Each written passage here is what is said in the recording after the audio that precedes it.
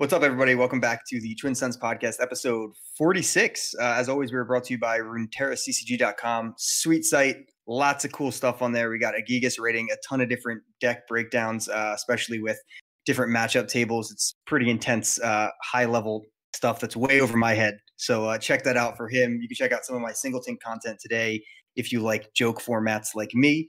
And yeah, check them out, definitely. So this is episode 46. I am Shane. And I'm Blev, because I think this is how this format goes. He nailed it. Nailed it. Yeah. Snuck it right in. It's tough with live now. Now that we're on this level, it's a lot different now, you know. I'm not used to seeing Josh's face. It's very distracting. TheBlevins, welcome to the show. Thank you so much for joining us here tonight. Thanks for having me. Chad is saying that Josh is muted, Apparently. but I'm sure you'll get that. You'll get that fixed. It's better now. This is the beauty of live. I mean, I can hear you the whole time, but yeah, you sound good to me. Okay, yeah. It's the audio input capture that Shane made me put in. It didn't work correctly. It's my fault. It's all his fault. I should have just kept the default settings. Never go off a default. Never do any more work than you have to. That's true. You're not wrong there. Yeah, I mean that's Flockton saying it too. So there you go. Good job. You fixed it, Josh. This is the growing pains. As soon as I read that I was muted, I knew exactly what it was. I was like, it's the audio input capture that Shane made me put in. I'm glad it was you, because I would have just had like a panic attack and closed the stream. It sounds like Flockton's pretty upset. Is he ravenous Flockton right now? He's ravenous Flockton. That's awesome. That's too good. That's too good. We'll give a shout out to Flockton. He is our editor who hasn't done any editing. He said, "Yo, can I do all of your editing? Because I feel like learning about editing." And I said, "Yes." Yes, that's very nice. So thanks, Flockton. Blevins, you are Mr. Content Creation, Mr. Podcast. So you've done thousands of these, I'm sure, if not tens of thousands. I don't think I've actually done 1,000 podcasts, but I've definitely done hundreds of podcasts. That's a lot. We're on 46, so. So Runeterra just did 50, but Runeterra is like my 5th podcast. So, like, actually, probably I've done more than that. I don't know. My longest running one is over 200 right now. So just to give you some. Wow, that's pretty cool. Is that the Overwatch one? Yeah, I knew. Yeah, okay. Yep. I think I'm wearing an Overwatch hat. Yeah, I got you. Nice. Yeah. I listened to Little Legends for a while when I was into TFT, and then the game outgrew me, and I couldn't keep up with the rotating sets. But obviously, it's a lot of content. It's a good game. But yeah, obviously, I've been listening to Runeterra since the get-go. Well before we started. So we appreciate all the content you guys make. It's always super solid. You and Saucy are hilarious and great. Thank you. So yeah. Thank you. So I guess a couple intro questions. We're going to talk just a little bit about, your history in gaming. Sure. I think you've talked about it plenty on, your own podcast, but for our audience, in case they're separated, can you tell us a little about your gaming history here? Yeah. So depending on how far back we want to go, I mean, I was born with a Super Nintendo controller in my hand. So I guess that kind of dates me now. That used to make me seem young, but now it makes me seem old. Zoomers. I've been gaming my whole life. Had all the Nintendo consoles growing up, PS1, PS2, all that. I just always loved gaming and playing games. And then in high school, I mean, even middle and high school, I played basketball, like IRL basketball, not like NBA Live, although I was also playing NBA Live. But that sort of drove my like competitive side. So I played relatively high level basketball in like high school. And in college, I knew I didn't want to play. I really didn't want to do sports anymore. I just was sort of over it, but you still have that competitive drive. When you have it, you have it, right? So played Magic the Gathering competitively for a number of years. I literally lived above a card store. It's the dream. It is until you actually do it. It gets old relatively quickly. Because like you don't get to choose if you do F&M when all the people in the store know you and they know you live upstairs. Yeah. So it's hard to not do F&M or hard not to do the tournament, or like, oh, Blev, we need one more for a draft. It's like, I gotta work at 5 a.m. Oh, come on. I'm like, It's 2 in the morning right now. Yeah. I had too many, like, getting woken up and having to put my work clothes on to do the draft and then leave for work, Wow. to go to leave the draft to go, right to work back in the day. So, Which was it behind does the have its counter of the upside. card store. Yeah. No, I did work a little bit there, but it wasn't my full-time job. That would have been easier. Yeah, that would have been a Yeah, lot that But would have been yeah, easier. Yeah. That'd been it is hysterical it though. it does have really cool it does have its benefits, but also, like, it has it's not all that it's, cracked up to be necessarily, but, yeah, played Magic for long, long time doing the whole PTQ and Grand Prix thing, and then, got into Overwatch and content creation, and I guess the rest is history. That's it. So for content creation, Overwatch was the first one you said? Oh, no, no. No. No, Overwatch wasn't the first content creation. I mean, I did Magic stuff back in the day. My very first podcast was actually a Magic podcast that was specifically about Buffalo Magic the Gathering. So it was like Oh as wow. niche as it could possibly be. Mhm. Like it was literally a podcast that we started it because people like when we're traveling to Grand Prix and whatnot, you're in a car with the same, folks for 6 or 8 hours, and like Yeah. me and my one buddy would just like we're talking smack all the time. It was fun. People would love to be in our car. They would ask to be like, oh, can we go with Blev and Joe Shea to the event because we want to be in the car, and we're like, we should just record this. So then we did.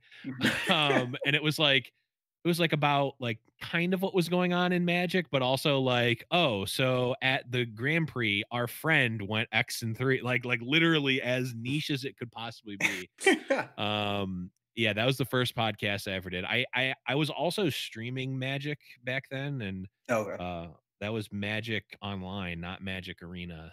Right. And it's not a great program. It wasn't then, and it's certainly not now either. But Yeah. yeah, so that was kind of my first foray into like gaming content creation. And then I did a Hearthstone podcast, the Overwatch one, and a handful of others as well. And now obviously doing Runeterra too. Yeah.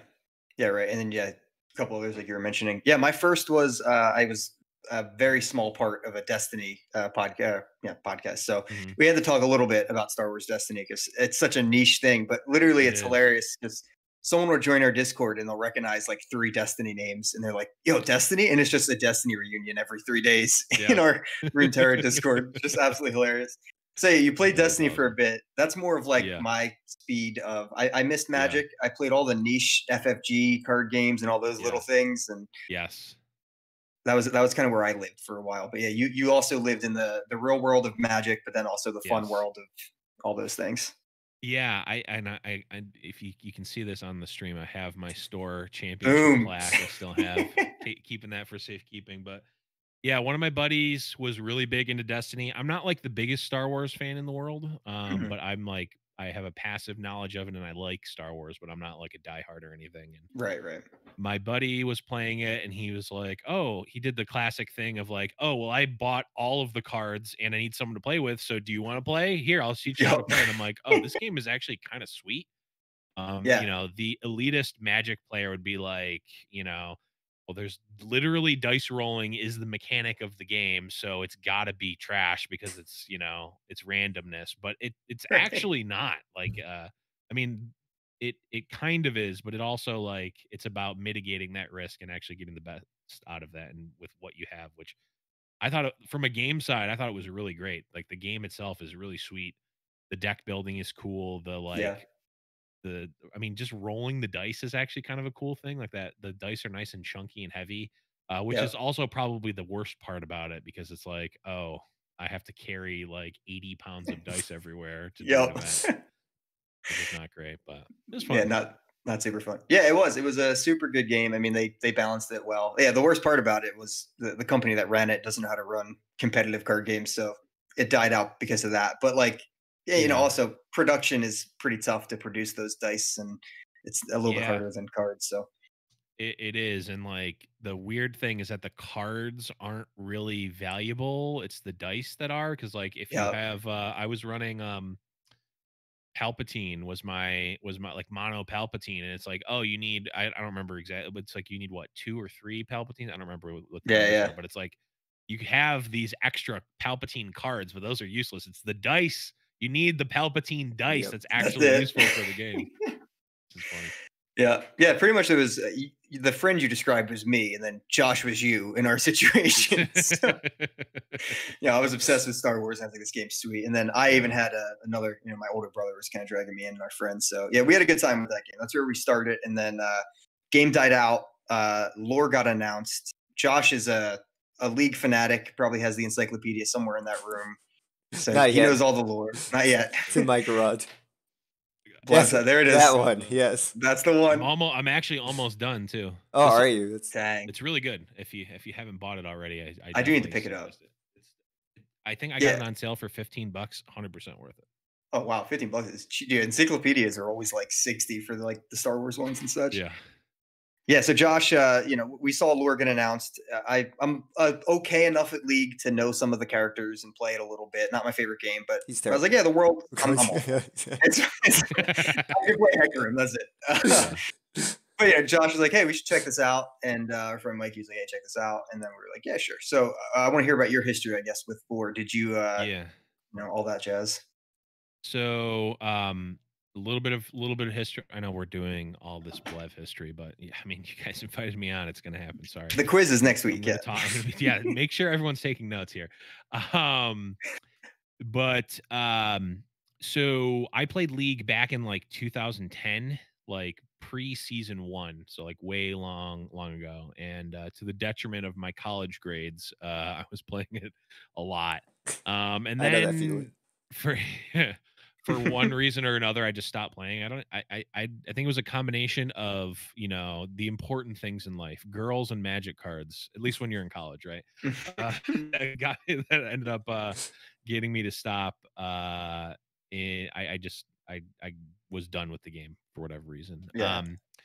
And I didn't touch there was only League, but I didn't touch anything Riot related or come back to League for like until TFT came out. So like, I had no interest in Riot. I also was like pretty upset with at the time. Again, this is 10 years ago.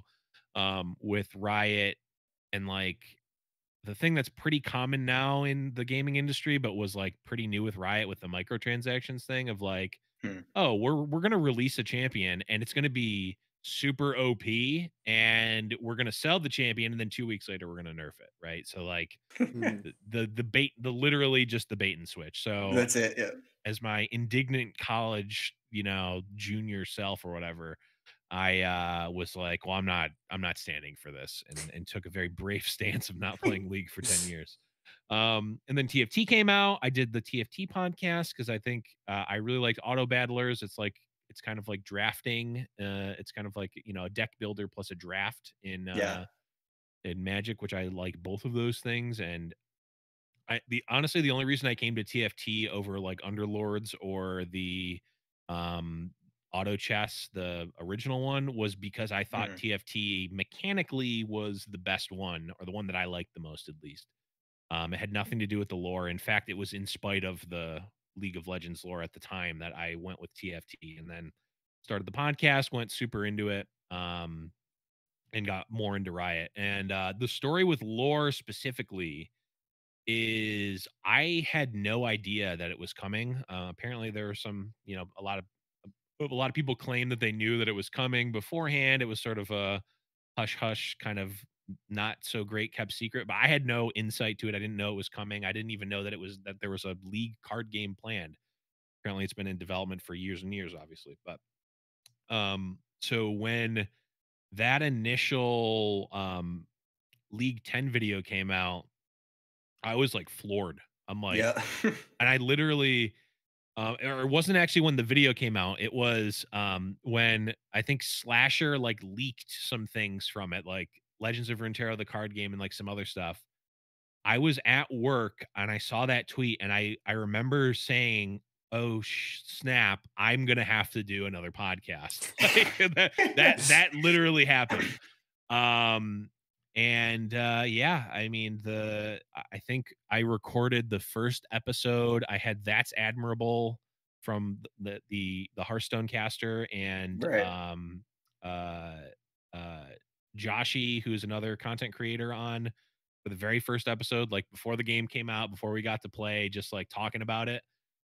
This was before I even knew Saucy. This is like, I'm like, I need to do this podcast. I want to get the first one out there, and I'm like all in on this. And yeah, the rest is history. I met Saucy at BlizzCon that year, and Oh wow. Okay. yeah, like I literally didn't even know Saucy beforehand, but Yeah, I was gonna ask, how stars did he get aligned. involved after that? So you met him in person, and then Yeah, so I was staying at BlizzCon with a friend and a group of other people. I knew two of the people, and then we had another roommate who is a content creator, Rod Johnston, who yeah. I didn't know. He was a Hearthstone streamer. Now he's doing more like variety content. Mhm. Um, I didn't know him beforehand, but we bonded, being roommates at BlizzCon, and Rod knows Saucy, and we just hung out at BlizzCon, and I mentioned offhandedly that I'm doing this Runeterra thing. Saucy was a Hearthstone streamer. He's like, "Oh, Runeterra looks sweet. We should do something with that." I'm like, "Well, I'm kind of looking for a full-time podcast host. You want to talk?" He's like, "Yeah." We hit it off at BlizzCon. We talked after, and it was like, "Yeah, let's record this thing. Let's do it." And now we're That's sick. 50 in. That's sick. Yeah, I remember back in the day. It was I was in Little Legends Discord because I was going in for a little bit of TFT, like I said, but very little bit of TFT. And I remember, like, it literally was like my gateway, because I like lore got released, and I was like messing a little bit, not released but teased. So I was like, Yeah. I'll check out TFT a little bit, and then like the alpha or beta came out that was Yeah. like open for only a set amount of time. Yeah, the preview. Then it went weekend, away. yeah. And then I was like, crap, I got to play TFT again until it comes back. So it was like that type of thing. And I saw you guys were like right on top of it for like content creation. I was like, oh, that's awesome, man. And then I was like, yeah, I probably should do that. And it was funny because it was Mikey and I, the other guy who's not here. We were like wanting to make a podcast about something. And he was like, let's just make a general podcast. And I was like, no, I'm going to be addicted to lore for like a few years. So the only thing I'm going to be able to do is lore. So we have to do lore. And convinced them to let us do that to start, at least, because I was like, no, listen, like, that's awesome. I'm a card game fanatic. Hearthstone was great. I loved Hearthstone, but I was like, this just seems like it's got everything I've ever wanted. Yep. You can own all the cards like right away. I mean, I was a free to play player in Hearthstone, so I only could play. Oh, okay. Yeah, I only could play 3 factions. I had to dust everything else. That's rough. I was not free to play from literally the beginning. I bought my beta key like in Hearthstone. Yeah, that was old school. Yeah, I remember playing Hearthstone like you were trained by magic. Christmas Eve. Yeah. Oh yeah. It was like, oh, I can pay $30 for this. Oh, that's not even a myth. That's not even a chase mythic. Easy. Swimming in that MTG card dough. See, it's so funny because I was like, just like a pride, like, I can earn all these cards, so like I'll do it that way, and you can't. Like, realistically, in Hearthstone, you can't. It's really difficult. You can technically, but the thing is like, it's the same thing with like, oh, well, you can eat for free every week if you go to the grocery store and just eat free samples for lunch. Technically true. You could rummage through trash too, and it's like that, and like it's a like valuing your time thing, right? Like, that's it. I value my time more than that. I love the comparison of playing Hearthstone free. It's like eating out of the trash. Rummaging through trash. Free-to-play players are basically rummaging through trash, is what I'm saying. That's what I felt like when I was playing it. Yeah. Hearthstone. Free-to-play players in Legends of Runeterra are, they're kings amongst kings, because you can get pretty much anything you want very quickly. Yeah. Yeah, that's the thing about the game. It's like I'm 100% free to play for cards in Runeterra, but I've spent tons of money on cosmetic because I like the game so much. So it's like, all right, I'm okay with this. I purposely don't look at how much I've spent on cosmetics because, it's a lot. Board, sign me up. You're like, I'm not paying for cards. I'm paying for other stuff. I'm paying for Riot employees' children's college funds is what I'm paying for. Did you Instacraft your whole prismatic collection? You didn't do not that, the whole right? collection, but boy, do I have more than 3 decks foiled right now.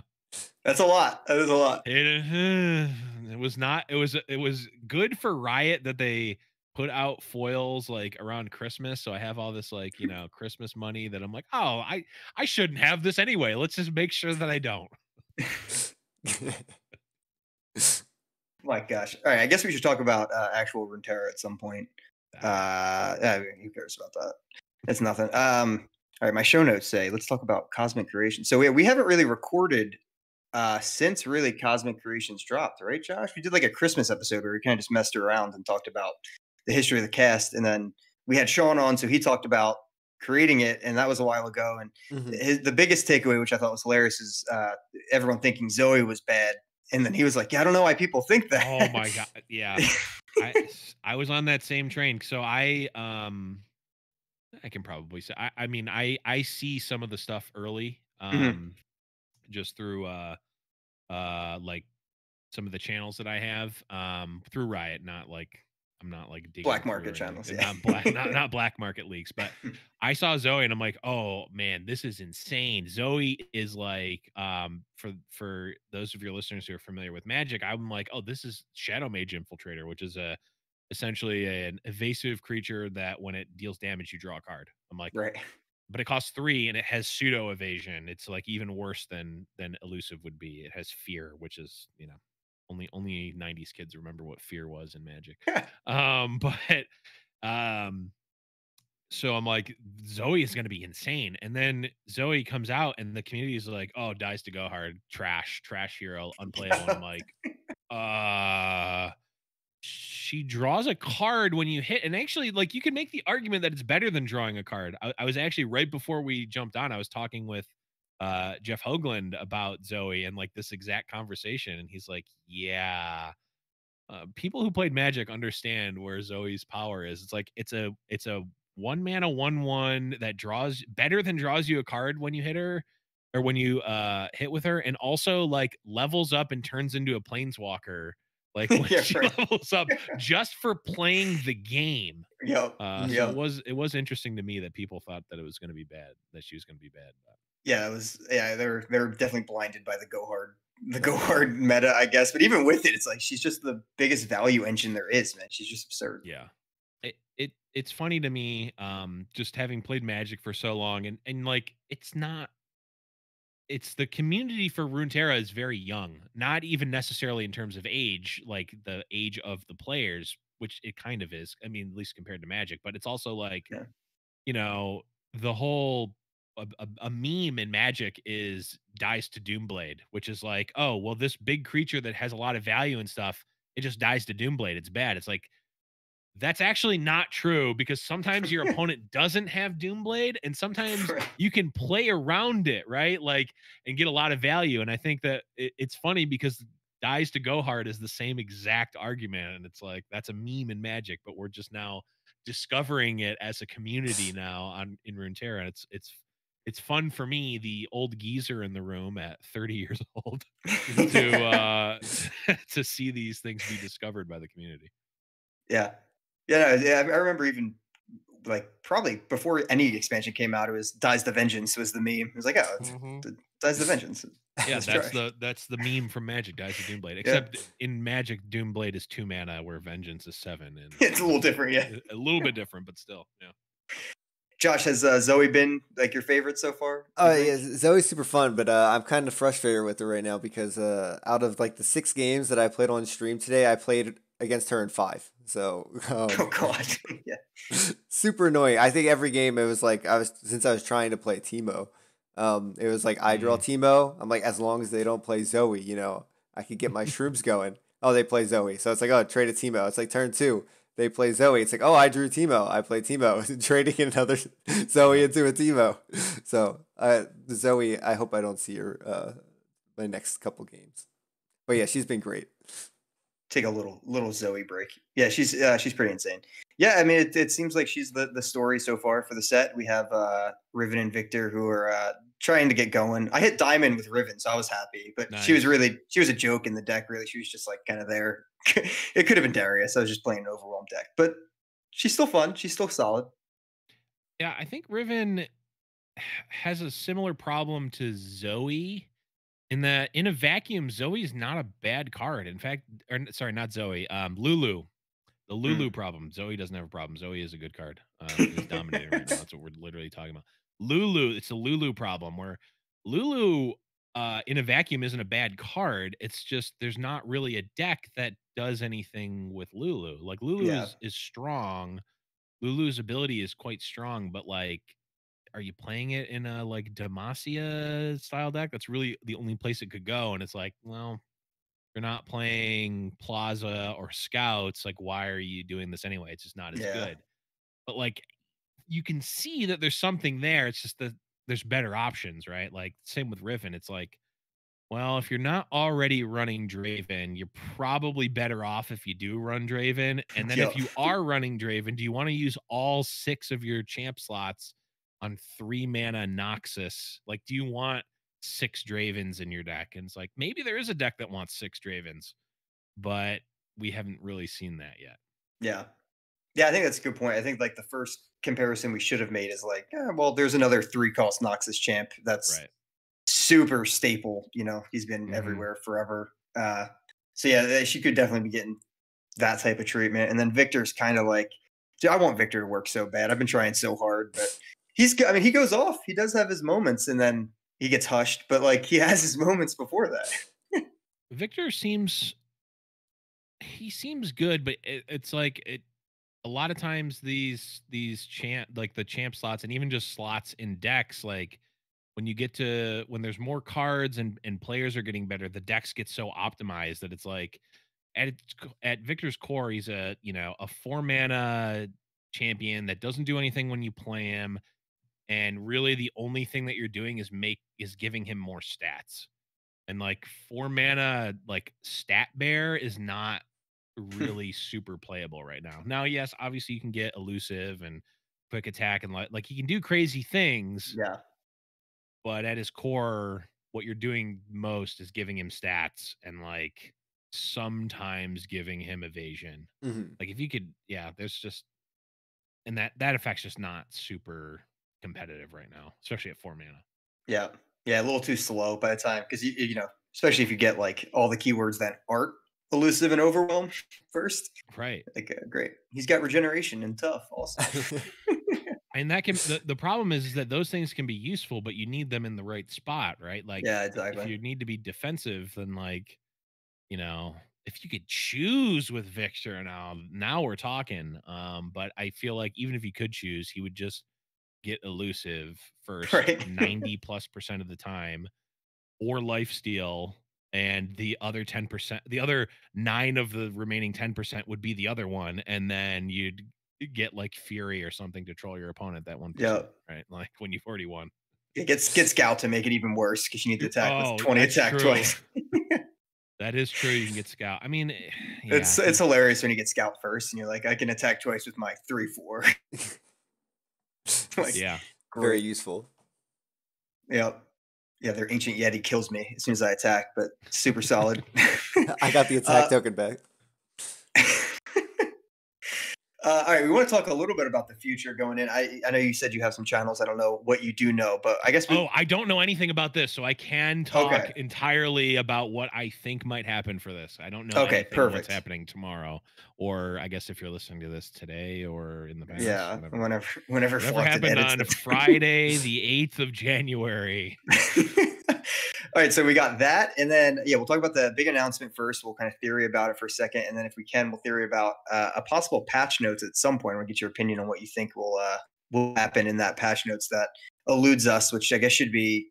I've heard so many different dates for this patch note. I've heard February, I've heard January, whatever the date would be in 2 weeks, and all these different things. But first, the big announcement.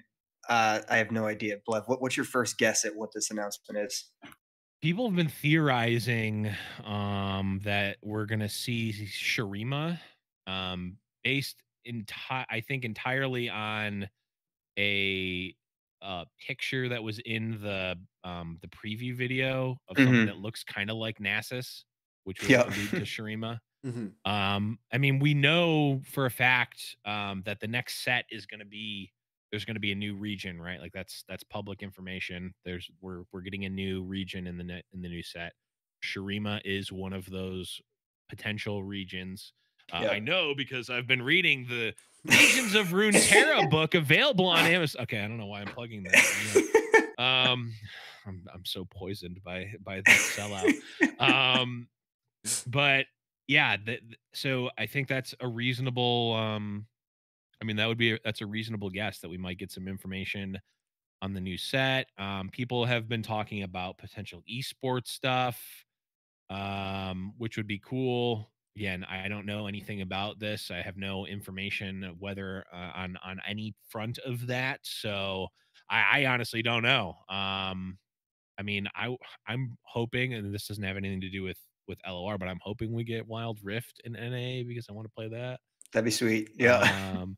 But I think what I'd really like to see is like another cross game event like the Spirit Blossom. I think that would be really cool to tie the games together, promote all of them throughout, and have some cool stuff around that. Yeah, that'd be sweet. Yeah, it does seem like it's they like highlighted Ruination. They kept like zooming into Ruination 3 times. So they did, which is interesting.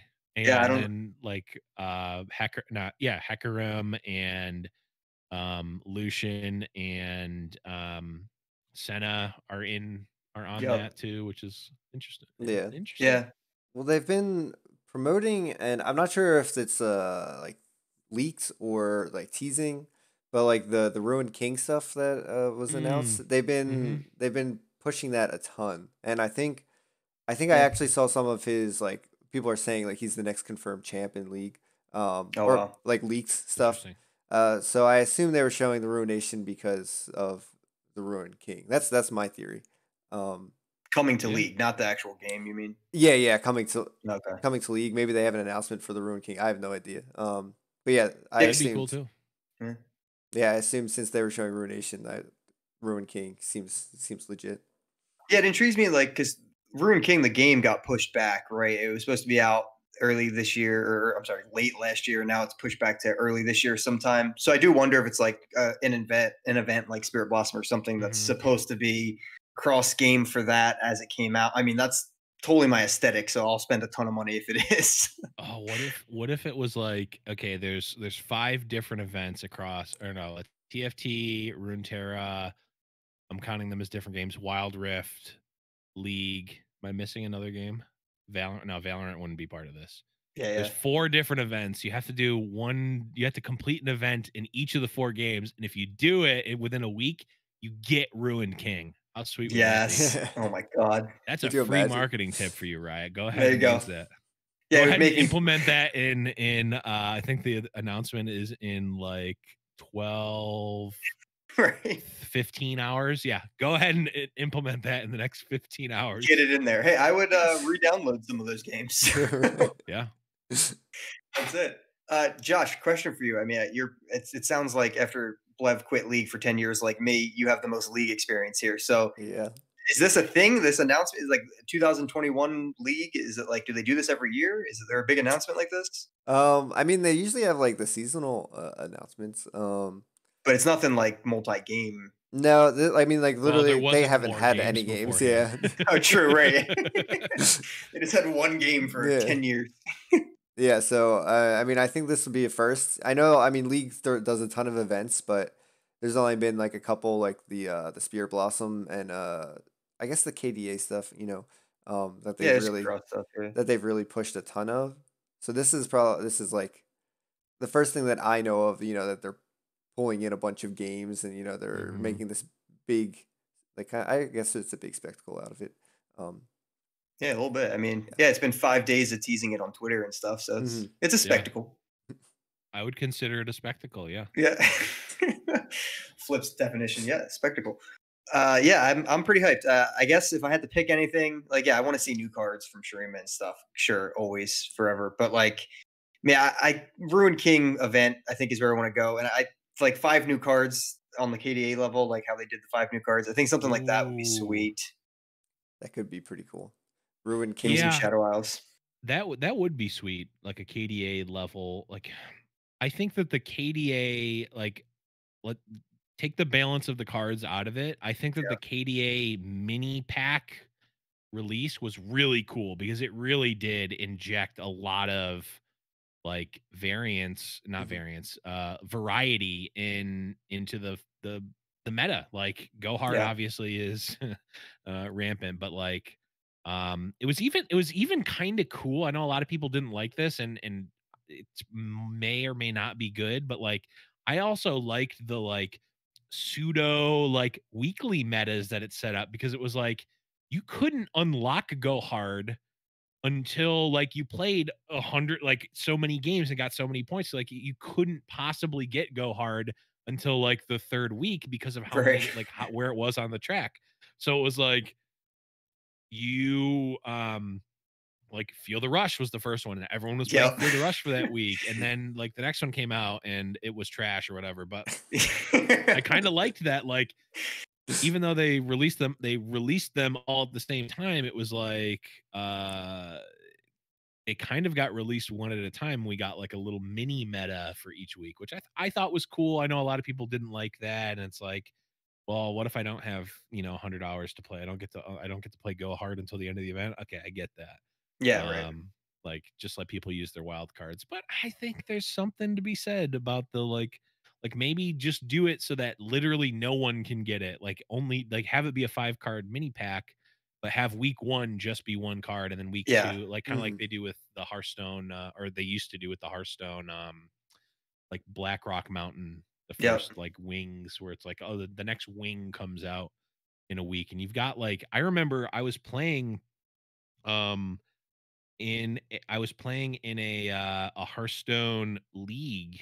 It was playing in a Hearthstone league when Blackrock Mountain was coming out, and it was really cool because it lined up the league day that you had to play against your opponent was on the day the next wing came out. So every Oh, single wow. week, it was like me waking up in the morning, seeing what the streamers have been playing, like what is the new thing, like are these cards good, and figuring out my lineup that week was actually really cool with the way that lined up, because it was like, oh, we got new cards this week. I get to play a new, I get to play potentially a new deck or a new Yeah. wrinkle on a deck because these new cards are out. Yeah, it's a great suggestion. I like that. Like, make it every 5 days or a week that you can't grab them, because that was actually a super fun part of Hearthstone. I loved those Yeah. little wings that opened. They were a blast. And I think that the objection that is rightfully had is like, well, like someone could have go hard, but I physically can't because I don't have the ability to play that much or get to that level Yeah, on the exactly. track. It's like, okay, we don't necessarily need to, have people have an advantage or like a competitive advantage or not based on that. Let's just have it be everyone can unlock it with wild cards on day 1 for the first one, and then a week later or however long the second one unlocks to be playable, Yeah. which I think could be cool. Yeah, that'd be sweet to do. It did remind me a lot of like when lore first launched, and it was the last reset they did. Yes. Yeah. Mhm. It was every week was like, well, Volte hit, and it was like Volte was insane because the meta Yeah. was just like 1,000 new decks. Yep. And everyone played Vault Spider, or not Vault Spiders, Dawn Yeah, Dawn Spiders that Spiders, first yeah. week because it was the Oh, cheapest jeez. deck, and Yep. Swim was playing it, and then we evolved past the Dawn Spiders meta, and then that was again, I think I was against that, and I think people are against that rightfully so, because it's like, just let me buy my cards, Right. Yeah. like let me do that. I think it was kind of silly, and that's why they changed it. But there was something to be said about those little mini metas that we got. Yeah, Fun. no, for sure. Yeah, the first month was awesome. Just not knowing what you're going to see on ladder, and then Yeah. it just reduced the karma. So it worked for a while. Always comes back to the karma, baby. Always. Yeah. All right. So if we do get Shurima, who are we getting? It's so Renekton, right? Nasus. That's some Shurima people. Renekton, Nasus, Rammus, Azir. Rammus is okay. Yeah, I guess that makes sense. Rammus would be Is Quinoa? What's her name? Kiana or something? Kiana? I don't think is she Shurima? She's got 2 blades. She seems like she'd be Ixtal. Oh, okay. Is she? But I don't know. Is she part? I don't actually know. I'm not sure. I think Xerath is technically Shurima. That'd be sick. Oh. I know that one. Yeah, I'm cool. Still. I don't know all of the champion lore, and the regions of Runeterra. The regions of Runeterra book is great, but it's only really about the regions. Oh, okay. It doesn't. It's not like a full encyclopedia. It is a dusting on like the different regions, and there's like a little short story in for each one, which is really cool. Yeah, here we go. Azir, Zareth, Nasus, Renekton, Sivir, Skarner, Amumu, Rammus, and Skarner, Talia. Okay, yeah. Okay. Oh, I'm wondering. Amumu's sweet. Yeah, I mean the mummy. Oh, right? that's right. Yeah, that would have been Skarner. I thought Skarner was void. That's what I always thought. It's because his color scheme's purple. So yeah, I don't know. Right, exactly. But he's crystal. Interesting. Huh. Yeah, it's just like do you consider Senna Shadow Isles or Demacia? Yeah. Right. Yeah, people. Who knows? Back and forth all the time. So League of Shadow Isles lures Demacia. So I don't know. So I guess. Are you guys more? I think for me, it's clear that I'm way more hyped about it. That we have no leaks right now going in. I'm so pumped. It feels great, man. 'Cause we knew so much last time. Yeah, I love the surprise of things. I love these big things. I love BlizzCon opening ceremony when it's like you don't know what's going to happen, and it's like you literally cannot replicate what it's like to be at the opening ceremony of BlizzCon, and you don't know what's going to happen, and like that crowd, it's not like you can go. I sometimes will go back and watch the same opening ceremony that I was at to try to relive that, and it's just not even remotely close to the same. Right. And it's the same with like if you are into like Smash Brothers, like watching those like reveals of the new characters when they first come out and you're getting that first initial you cannot replicate that feeling.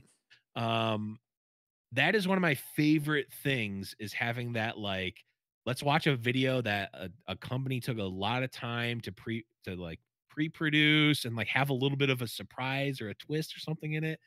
I absolutely love that. And man, it was a little bit lame. I gotta say it. It was lame that we had the voice leaks for so long, because we've known since Tom Kench and Soraka, we knew those, or at least, I mean, no, maybe not be the right word, but they were data mines, right? Like it's not like, we had data mines, right? So it is really cool to not, like, there's something to be said about not knowing and getting that surprise. Now I know some people don't care about that and they always try to spoil everything and whatever. I'm not that person. I like the surprise. I absolutely love it.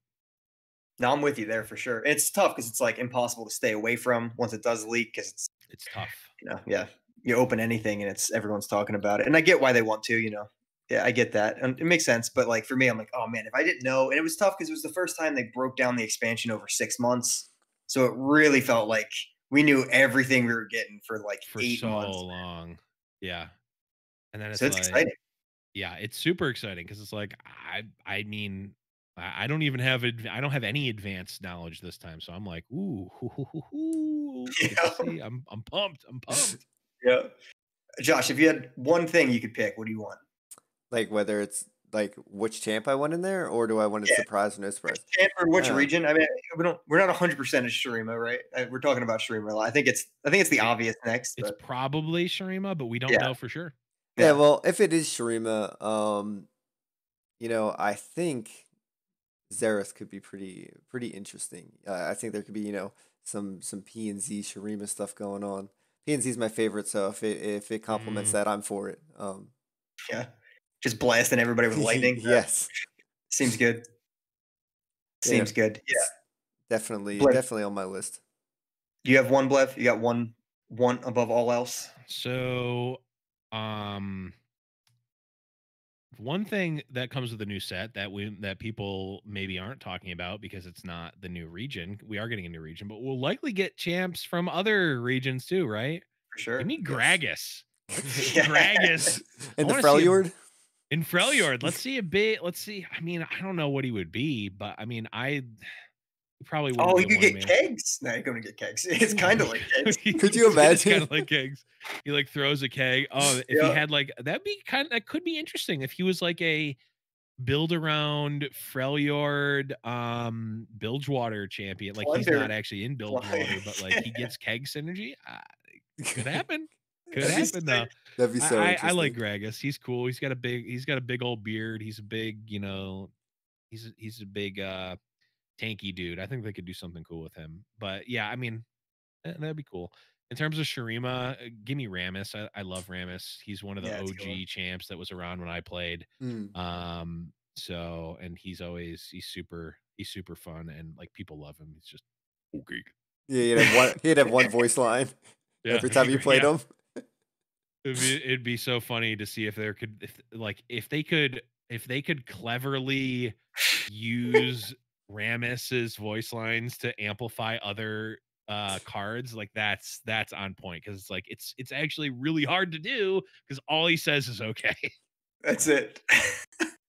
Dude, but Italian Legends of Runeterra would be crazy, right, Josh? That's what we heard. We got to look that up. Apparently, remember Mel Lee was talking about like in Italian, his voice lines mean something else or something. Oh, I yeah.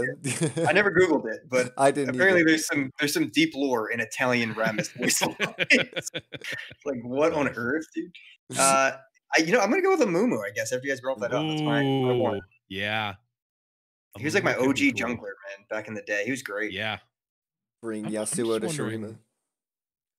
Yeah. I'm wondering what the like mechanic of like what is Shurima's identity in the card game, right? Like, yeah. We obviously have no idea, right? But I mean, they could do anything. So they have like a big power struggle between, like I can't remember exactly what it is, but they have like their gods and then the fallen gods. I think Xerath is a fallen one. I think Azir is a risen one. I think Rammus is too, actually. And I think Nasus and Renekton are supposed to protect it. So I don't know if if it would be some type of mechanic that goes off of that struggle. I don't know how that's possible, but I'm not the developer, so make it happen. Well, that's kind of the cool thing about a lot of the cards that they've done is like it has been obviously mechanically great and the game is balanced to an extent, at least depending on who you ask. But also a lot of the designs have felt really top down, I think is the right one, where it's like, you understand that like, make it rain is like the champion spell in League because it's like, it's coming down and targeting a bunch of different champions, right? Yeah. So like in Magic, it's like, well, you can only sometimes is it top down. Other times it's like, well, this just does damage or is a 3/3 for no reason. It's like they're probably going to do more of a top down design for a lot of these cards, which was really cool. And like you can speculate wildly on it. I feel like the thing that's sticking out to me when I'm like thinking about all the champions is like Drain, because like Nasus, Renekton, and like Amumu like drain their surroundings. I hope Amumu just cries. I really hope they just really go into the crying. That's the mechanic they choose to focus on. Just choose sad mummy and go all the way. 100% sad mummy. What if it's no, you can't really do. Well, you could on attack like Amumu's whole thing with his W, the crying, right? Is like or no, is like he does AoE damage, right? So maybe like if he gets blocked or like he does an AoE to the opponents, right? It doesn't damage. I don't think it. Yeah, I don't know. And they could do a lot of things, right? They could. Anytime I really like the idea. Yeah, anytime he's in the attack space, everyone takes 1 damage because he's crying. He's Tarkaz. Yeah, he could be like Tarkaz. Yeah, Tarkaz. Yeah, I like the idea, Josh. Like what they did with Nautilus. They take this giant sea monster. Like, we're just gonna focus on his lore. They just take the mummy and just tears, man. Just emo mummy. Ooh, they could do something with his Q. They could replicate his Q in the jungle where like you can cast him as a spell and like stun. It could be like Palm almost, where like you can cast him a spell and then he comes in and like an alt. I don't know. Could you imagine if you could like do it from hand? Like he is like concussive where he is just a bandage toss and then he becomes the blocker. Yeah, that'd be sweet. Oh man, what if it was oh man, now I'm trying to think of the implications of burst speed stun. Would it break anything? I don't know. Maybe they could like he's just Palm, but it's burst speed. It's burst speed Palm, so you can stun and block. That would be sick. That'd be That'd be pretty sick. crazy. That'd be tight. So yeah, She- you could bait your opponent into having to do a combat trick after you already block, like set your block, so then a moo bandage tosses in there. Yeah. That'd All be right, pretty right. cool You got 14 hours and 15 14 hours 15 minutes to get this implemented. We got the idea for you. There you go, counting down. All right, I guess last thing here is the balance patch. Do you know things about this, Blev? Or are we safe to talk a little? I don't know anything about it. All right. So I don't know when it's coming. I've heard different dates. I haven't been fully paying attention to exactly when it's coming. People obviously want Plaza, Go Hard, and probably Lee Sin now on that list. Mhm. Do you guys think they're all going to make it to that list? I could see Lee Sin not making that list. Yeah. Definitely Go Hard. People want Plaza to be nerfed a little. I don't know if it's warranted at this point. I mean, maybe Yeah. with scouts, with scouts and how ridiculous it is with that, maybe it is warranted just because of that. But like the other decks, it doesn't feel like it's like super oppressive. But like with the navigator or the petty officer, Plaza seems ridiculous. Yeah, Quinn's pretty solid. Oh yeah, and Quinn, yeah. Yeah, and the Valor spell is also really good with it. Yeah, that's right. Without having looked at any sort of empirical data on it, I don't know. Like it, I think I had to agree with you. I don't know if Plaza is actually as oppressive as people think it is. I think it does this thing where people will say, "Oh, I don't like card X because it's not interactive," when in fact it is too interactive. It's just interactive in a way that is bad for you, right? Like Yeah. I get to interact with your board by challenging everything that you do and being able to kill your, normally safe threats. I don't think that that's necessarily a bad thing. I think it punishes play a lot and it forces you to adapt to that. And there is definitely a cost, right? Like Oh, you for can't sure. use spell mana to play the to play Plaza, right? Like you can't use spell mana for landmark. So like you are taking you are essentially throwing away 3 mana for something that doesn't actually do anything the when it comes into play, right? Which is Yeah. an old magic no, right? Like it's a 3 mana enchantment that does nothing Yeah. when it comes into play. That's not going to be good in Magic. Now, obviously, you can take advantage of that in Runeterra a little bit better, but there is a cost to that, and I think like I know because I've been playing Lee Sin Zoe like a degenerate. Like in the matchups where normally my Eye of the Dragon, I just leave that in the back row. I never touch it, and it never goes away. Now I have to think about when I play my Eye of the Dragon on turn 2 or turn 3 because it's like, well, if they go Plaza into Valor spell, I just get completely ranched. And people remember those games and they think, oh, Plaza's broken, instead of, oh, if I would have delayed my Eye of the Dragon by a turn and casted 2 spells in a turn and then gotten the value out of Eye of the Dragon and they had to delay and then take advantage of, like, it's a cascading effect, right? People don't think about that. They think about the time they got ranched by Grand Plaza and go to Reddit and say, oh, Grand Plaza is broken. Riot, please nerf. Yeah. Luckily Rito, please. Exactly. Luckily for us, Riot and the dev team and Ruben Zoo and that whole team look at the numbers and the stats and everything. Yeah. And also they're very good players, so they understand these things and act accordingly. So yeah, that's my long-winded way of saying I don't necessarily know that Grand Plaza needs a change. Go Hard, I think, regardless of the numbers, is going to get changed in some capacity. It probably needs to in general. It just does. It does too many things exactly how it needs to. It's like gains your life. It's cheap. It does a bunch of damage. It's a finisher. It makes it so you can't get milled. Like, yeah. It doesn't even get countered by things like glimpse or like destroying the target in response like it would in Magic. So it's like it does every one of those like 5 axes in favor of the go hard player. So I think you can tweak any one of those or some number of those and it would be fine. And then Lee Sin probably needs to be changed too. I love Lee Sin, and Lee Sin the archetype of Lee Sin is one of my favorites to play because I was a combo player in Magic, but there's just too much Resilience, inherently with Lee Sin. like the There's just too, barrier.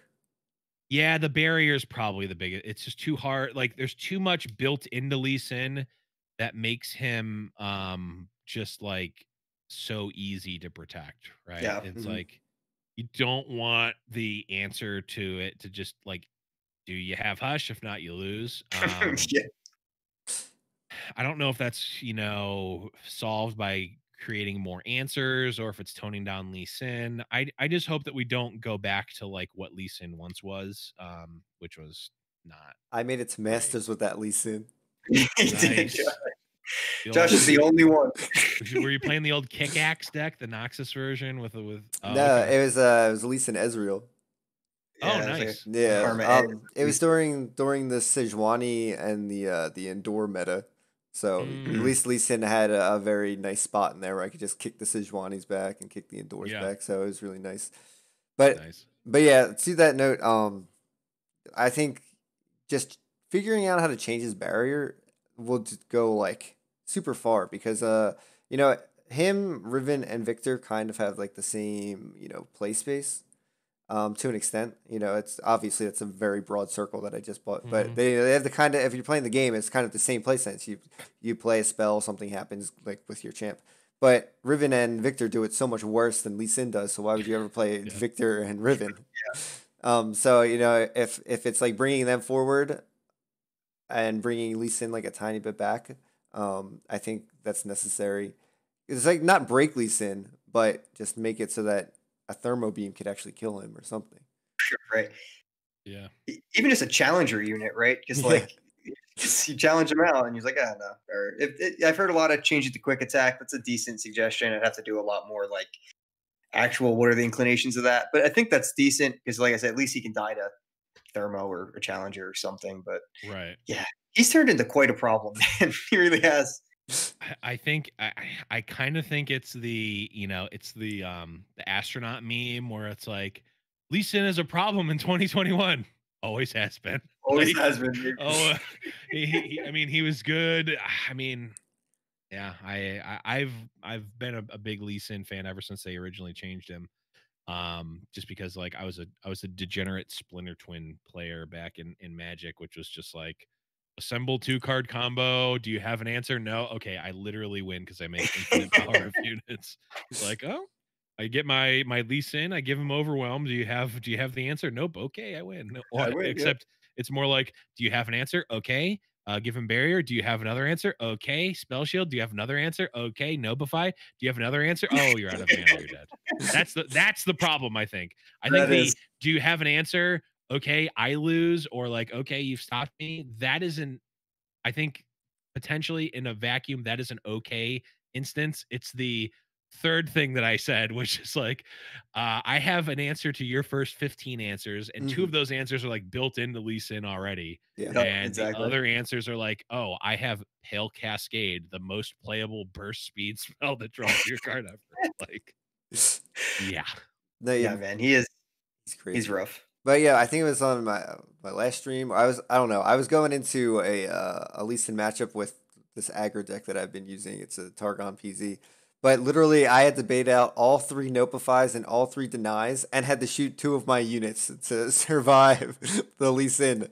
I ended up winning just Yep. because my rockets that I was using, it was Jing Zoe, and my rockets ended up prevailing. But it was absolutely Nice. absurd that I even had. Who can jump through It to was get there? like Yeah. make this to bait out a deny. Hopefully, do this to bait out a um, whatever. It was Yeah. absurd. Well, and Absolutely the thing absurd. is like it's possible, and like I've played a lot of Lee Sin, and I don't consider myself a master of the deck by any means, but I do think I'm better than a random person who'd pick it up.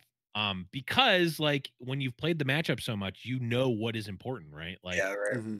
are they playing Notify for value? This deck is not looking for value. It is looking to win with Lee Sin. So like, if you use a Notify on like a get excited to save a Zoe early, like it's probably wrong, right? Like So yeah, I Yeah. think as much as it pains me personally to say it, Lee Sin probably needs some sort of tweak. I don't know what it would be, but it's probably not healthy for the game to have an uninteractive champion or a champion that is too interactive.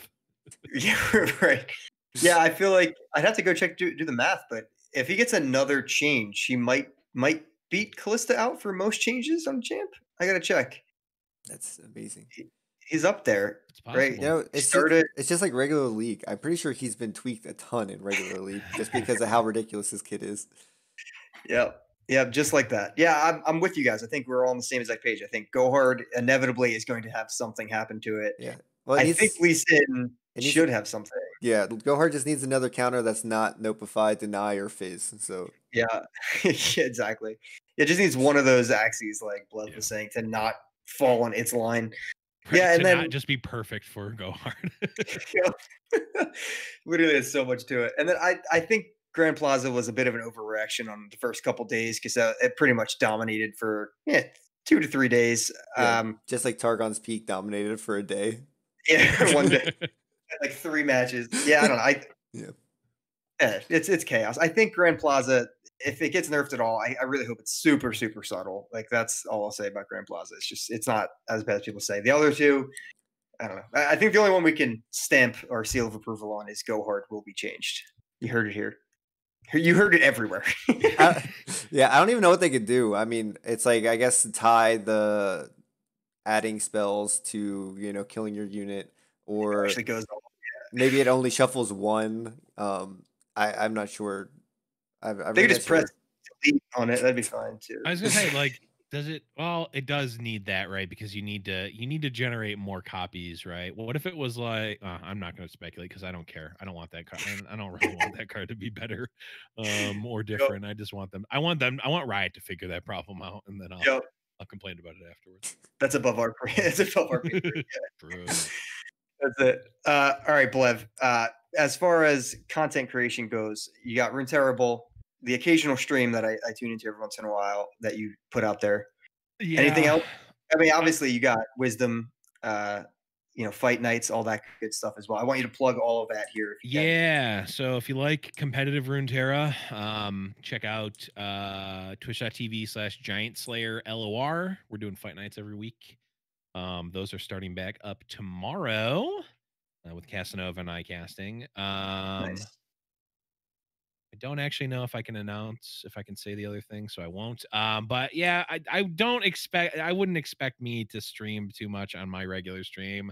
I'm just not, like, as much as I want to be a Twitch streamer, I'm just not, like, it's just not I'm just not gonna be. I feel that. But I want to get into YouTube content, but I don't know. I would say the best place to check me is going to be on the Giant Slayer LOR channels, whether it's the YouTube or the live streams on Twitch.